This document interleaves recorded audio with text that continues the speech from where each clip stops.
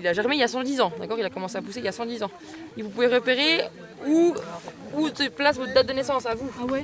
Ah, c'est au centre. Munis d'un livret pédagogique, une cinquantaine de collégiens de Montureux-sur-Saône se sont baladés dans la forêt en cette veille de vacances scolaires.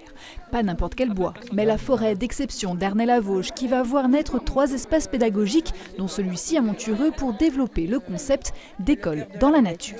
C'est cool, on découvre la nature, puis ça permet d'être plus... De pas être en cours. Ouais, voilà, de pas travailler. On travaille pas dans la forêt? Si, mais c'est plus amusant. C'est intéressant, il faut le développer, je pense.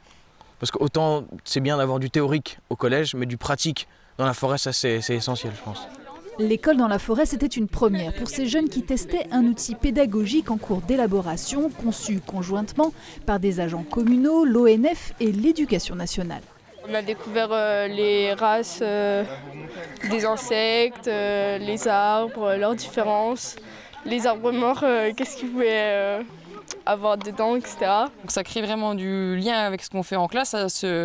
Ça remplace pas un cours en salle, mais par contre c'est carrément un plus. C'est pas non plus qu'une sortie pour aller se promener, quoi. Il y a vraiment des liens, des connaissances à apporter, des compétences développées avec de la lecture de clés de détermination, avec du repère sur le plan aussi.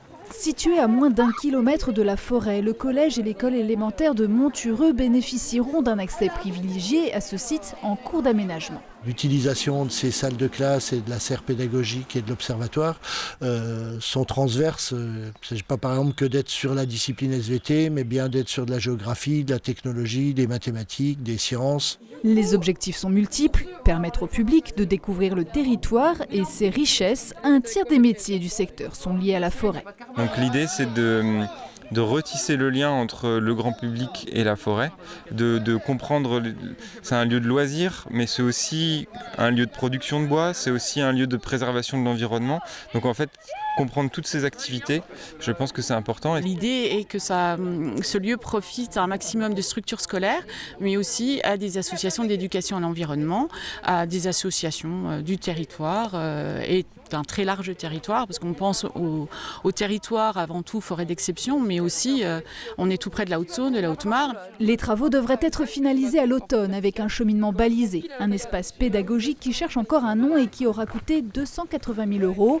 Des parcours similaires mais axés sur d'autres thématiques verront le jour à Certigny et la Vosges-les-Bains.